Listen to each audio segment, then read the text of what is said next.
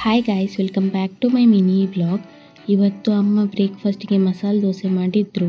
ಮತ್ತು ನಿನ್ನೆ night shift ಕೂಡ ಇತ್ತಲ್ವ, ಹಾಗೆ 9:30 ಆಗುವಾಗ ಎದ್ದು ಬ್ರೇಕ್ಫಾಸ್ಟ್ ಮಾಡಿದೆ. ಮತ್ತು ಇವತ್ತು ನನ್ನ ಮಾಮಿ, ನನ್ನ ಕಸಿನ್ ಮತ್ತು ಅಮ್ಮ ಎಲ್ಲ ಮುಚ್ಚೂರಿಗೆ ಹೋಗೋರು. ಹಾಗೆ ಅವರೊಂದು ಹೊರಡುವಾಗ ಎದ್ದು ಬ್ರೇಕ್ಫಾಸ್ಟ್ ಎಲ್ಲ ಮಾಡಿ ಒಂದು ವಾಟರ್ ಮೆಲನ್ ಕೂಡ ಇತ್ತು, ಅದನ್ನೆಲ್ಲ ಕಟ್ ಮಾಡಿ ಅವರಿಗೆ ಕೊಟ್ಟೆ.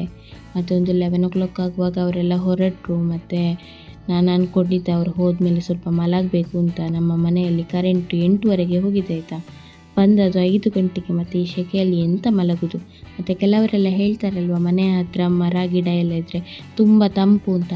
ಹಾಗೆ ಎಂತ ಇಲ್ಲ ಆಯಿತಾ, ಇಷ್ಟು ಮರ ಉಂಟು, ಒಂದು ಎಲೆ ಕೂಡ ಅಲ್ಲಾಡೋದು ಕೂಡ ಇಲ್ಲ. ಮತ್ತು ಇವತ್ತು ನೈಟ್ ನಾನು ಮತ್ತು ಅಪ್ಪ ಮಾತ್ರ ಅಲ್ವಾ, ಹಾಗೆ ಸಿಂಪಲಾಗಿ ಒಂದು ಟೊಮೆಟೊ ಸಾರು ಮಾಡುವ ಅಂತ ಹೊರಟದ್ದು. ಮತ್ತು ನನ್ನ ಅಮ್ಮಂದು ಡಬ್ಬ ಎಲ್ಲ ಹುಡುಕುವಾಗ, ಸಾಸಿವೆ ಅದೆಲ್ಲ ಹುಡುಕುವಾಗ ನನ್ನದು ಒಗ್ಗರಣೆ ಕರ್ಚಿಯಾಗಿತ್ತು. ಇದು ನನ್ನ ಅಜ್ಜಿಯ ರೆಸಿಪಿ ಆಯಿತಾ, ಅಂದರೆ ತುಂಬ ಸಿಂಪಲಾಗಿ, ಇದಕ್ಕೆಂತ ಖಾರದ ಪುಡಿ, ಸಾಂಬಾರು ಪುಡಿ, ರಸಂ ಪುಡಿ ಎಂತ ಹಾಕಲಿಕ್ಕಿಲ್ಲ.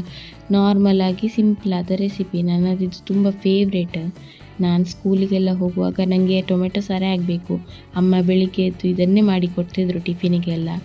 ಅದಾದಮೇಲೆ ಒಂದು ಎಗ್ಗಿದ್ದು ಆಮ್ಲೆಟ್ ಕೂಡ ಮಾಡಿ ಇವತ್ತು ಊಟ ಮಾಡಿದ್ವಿ. ಮತ್ತು ಇವತ್ತು ನೈಟ್ ಶಿಫ್ಟ್ ಇರೋದ್ರಿಂದ ನಿದ್ದೆ ಕೂಡ ಆಗಲಿಲ್ಲ. ಇವತ್ತಿಗೆ ಇಷ್ಟೇ guys. Thank you so much. Please keep supporting and bye.